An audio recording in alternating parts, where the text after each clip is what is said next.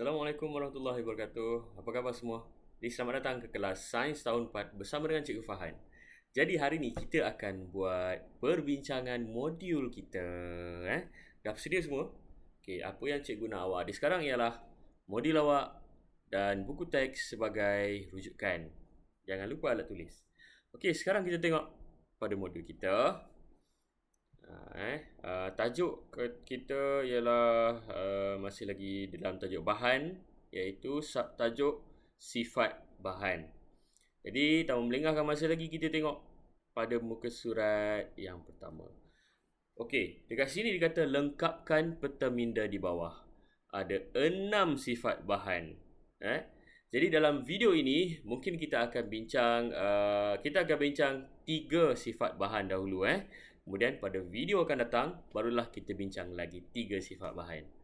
Okey, untuk sifat bahan yang pertama, kita tengok sifat bahan yang boleh menyerap air ataupun kalis air. Kita tengok bahan yang macam mana yang boleh serap air dan bahan yang macam mana yang kalis air. Terus kepada soalan. Okey, untuk soalan ini, cikgu tengok ada beberapa orang daripada awak yang menghadapi sedikit kekeliruan. Okey, kita tengoklah soalan yang pertama. Kelaskan semula bahan berikut mengikut kebolehan menyerap air. Dia suruh kelaskan. Jadi kelaskan bahan-bahan ni lah. Bahan-bahan yang disenaraikan ni. Besarkan sikit.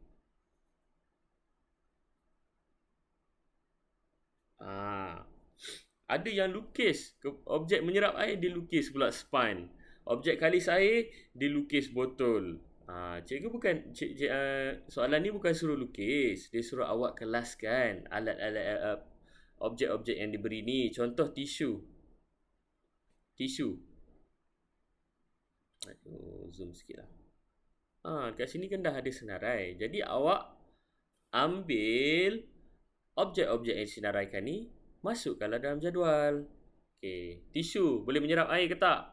Dia boleh menyerap air. Jadi objek menyerap air yang pertama tisu. Yang kedua botol air. Boleh menyerap air ke tak? Dia kalis air. Jadi botol air.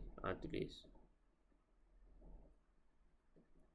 Okey, sambil-sambil kita bincang ni, awak boleh semak sama ada kalau awak ada soalan yang awak tersalah, awak boleh buat perbetulan. Yang dah betul tu awak tanda right lah. Okey, tisu dah, botol dah. Buku. Buku dia serap air atau dia kalis air? Betul. Buku ialah objek yang boleh menyerap air. Dia basah bila dikenakan air, dia basah. Baju hujan. Kalau kita pakai baju hujan, ketika waktu hujan, baju kita yang di dalam baju hujan tu basah tak? Tak basah. Jadi dia kalis air. Itu dekat sini baju hujan. Macam ni lah cara nak jawab. Kita tengok ada yang lukis. Tak, cikgu tak suruh lukis. Tali pinggang. Serap air ke kalis air?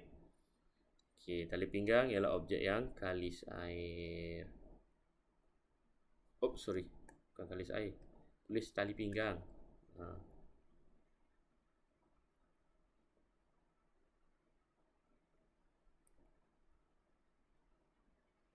Okey, lepas tu sarung tangan. Kalis air.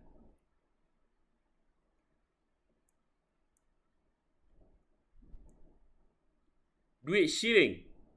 Duit shilling serap ke kalis? Yes, duit shilling ialah kalis air. Maksudnya duit tu tak basah. Mungkin yang basah hanyalah luaran sahaja. Dia tak menyerap air. Penyedup minuman. Straw. Kalis air ke dia boleh menyerap air? Yes, kalis air. Penyedup minuman. Okey, minuman dah. Kunci. Kunci kalis air ke serap air? Yes, betul. Kalis air, kunci. Pasu bunga. Pasu bunga kalis air ke serap air? Kalis air, pasu bunga, kalis air. Oh, sorry, maafkan cikgu. Pasu bunga.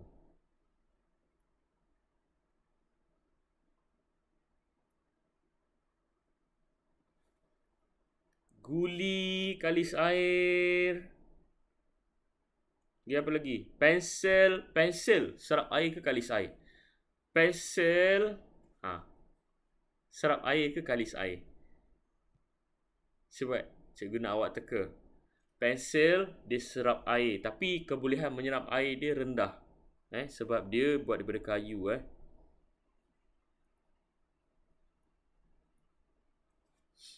Tayar kalis air. Belon kalis air. Paku kalis air. Banyaknya kalis air ni. Barang pewter ni ialah barang selalunya dia buat medal. Buat medal larian, medal olahraga. Barang silver, barang perak. Kalis air juga. Dah tak cukup ruang lah, cikgu isi kat sini. Nanti awak boleh tengok. Barang pewter, P-I-U-T-E-R. Cermin kalis air. Baju panas. Baju panas ni sweater. Kalis air ke serap air? Sweater yang awak pakai tu, yang kadang-kadang dia ada penutup kepala tu kan. Baju panas diserap air. Baju kan dibuat daripada kapas. Baju panas. Selendang sutera, kalis air ke serap air? Kalis air ke serap air? Dia serap air. Selendang sutera. Okey, rantai emas, kalis air. Banyak ni kalis air kita. Dan juga akhir sekali tabung uji. Sebab kita nak masukkan air dalam itu dan dia perlu menampung air. Jadi tabung uji ialah kalis air. Dia tak menyerap air. Okay, dah siap soalan kita yang pertama. Macam inilah jawapan dia. Dan awak perlu ambil saja. Senarai cikgu dah letak objek atas tu. Jadi awak perlu ambil objek-objek tu masuk di dalam jadual. Okay, C. Terdapat bahan yang... Okay, ini ciri-ciri yang kedua. Okay, kita balik kepada sifat bahan. Yang pertama, kerap menyerap air dan kalis air sudah. Sifat bahan yang kedua pula ialah terapung ataupun tenggelam. Objek tu dia boleh terapung atau tenggelam. Okey, seterusnya kita akan tengok apa ciri-ciri sifat bahan yang boleh terapung dan yang boleh tenggelam. Kita tengok soalan yang bawah ni. Terdapat bahan yang terdapat bahan yang apa di atas permukaan air dan apa di dasar air. Okey, kalau atas permukaan air dipanggil apa? Terapung lah ataupun timbul. Timbul pun boleh, terapung pun boleh. Terapung ataupun timbul. Di atas permukaan air dan tenggelam.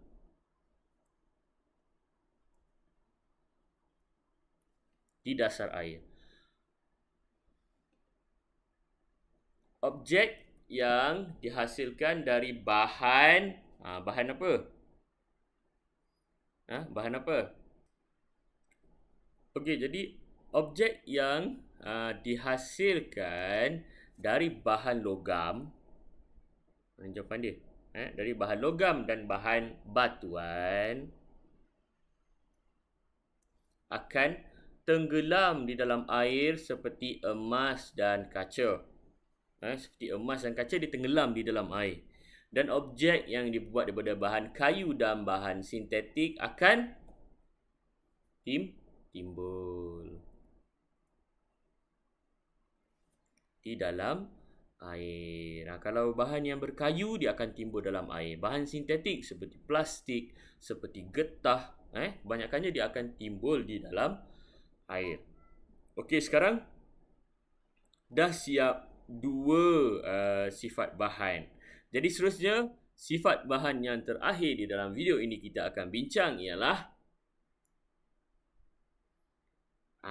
kekenyalan.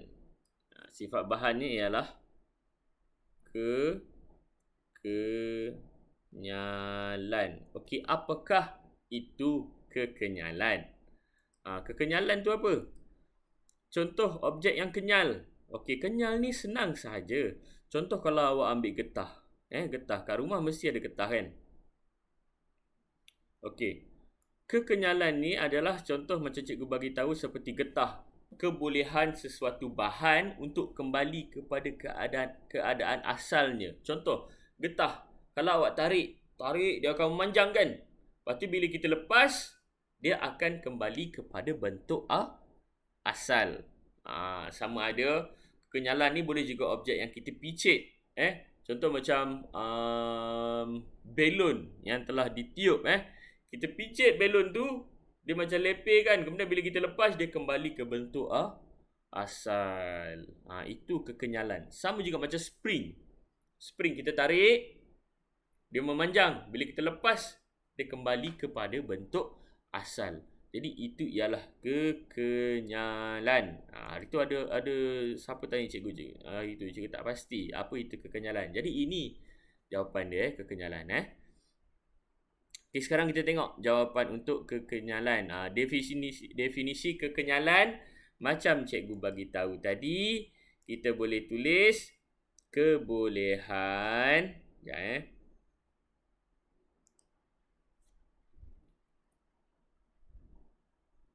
Kebolehan sesuatu objek untuk kembali ke bentuk, maafkan tulisan cikgu sebab cikgu tulis di skrin ni, ke bentuk asal. Cikgu harap awak faham lah di sana. Kalau siapa-siapa yang tak faham, boleh tanya cikgu secara peribadi setelah dikenakan daya.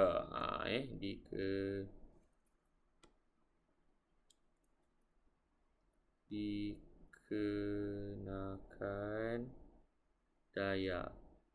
Daya ni maksud dia sama ada awak kenakan daya tarikan, daya tolakkan. Itu. Dia kembali ke bentuk asal. Jadi objek yang diperbuat daripada apa ialah kenyal. Manakala objek yang dihasilkan dari kayu, logam, kulit, plastik, kaca dan kaca pula ialah bahan yang apa?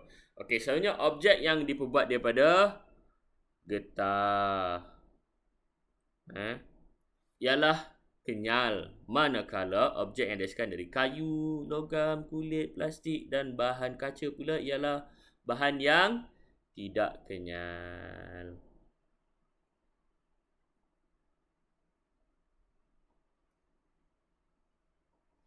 Okey, kena pasti sama ada objek di bawah mempunyai sifat kenyal ataupun tidak. Gelang getah. Gelang getah kenyal ataupun tak? Getah biasa tu, okey, kenyal. Dia boleh panjang-panjang kan? Tali pinggang. Tali pinggang kenyal ataupun tak? Kalau kita tarik, dia memanjang tak tali pinggang tu? Tidak. Jadi tidak. Kat sini tidak kenyal. Cikgu tulis tidak je lah. Sarung tangan. Sarung tangan. Kita pakai sarung tangan getah. Okey, kenyal. Dia boleh ditarik-tarik. Sudu plastik. Sudu plastik kenyal tak? Dia boleh panjang-panjang tak sudu plastik tu? Tak boleh. Kalau bayangkan kalau sudu plastik tu kenyal, awak nak cedok nasi contoh. Cedok nasi tiba Sudu tu dia lembik, dia kenyal, dia memanjang ke bawah. Macam mana nak makan kan?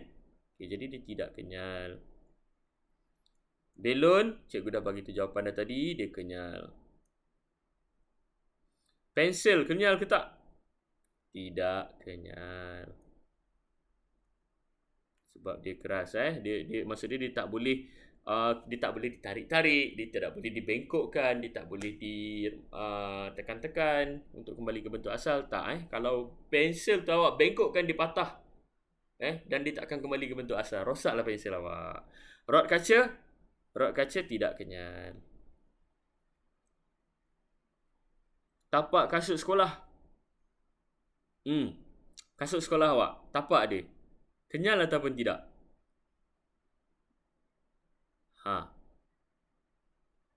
Tapak dia dibuat daripada apa? Plastik ke? Kayu ke? Bahan aluminium ke? Tapak kasut sekolah diperbuat daripada getah. Dan kalau kita ambil kasut kita tu, kita bengkokkan, boleh tak? Boleh. Dan dia kembali ke bentuk asal tak? Dia kembali ke bentuk asal. Jadi tapak kasut sekolah kenyal ataupun tidak? Betul. Jadi tapak kasut sekolah dia kenyal. Baiklah. Cikgu rasa setelah kita bincang, ada 3 sifat bahan. 3 sifat bahan untuk hari ini. Jadi cikgu rasa untuk kelas yang akan datang, kita akan sambung lagi 3 sifat bahan. Jadi sekian saja pembelajaran kita untuk hari ini. Jadi kalau ada apa-apa masalah, ada apa-apa yang masih lagi tak faham, awak boleh WhatsApp cikgu secara peribadi ya. Jadi sekian saja. Assalamualaikum warahmatullahi wabarakatuh. Jangan lupa #stay safe, stay at home, jaga SOP, dan insyaAllah kita boleh kembali ke sekolah tidak lama lagi. Bye. Assalamualaikum warahmatullahi wabarakatuh.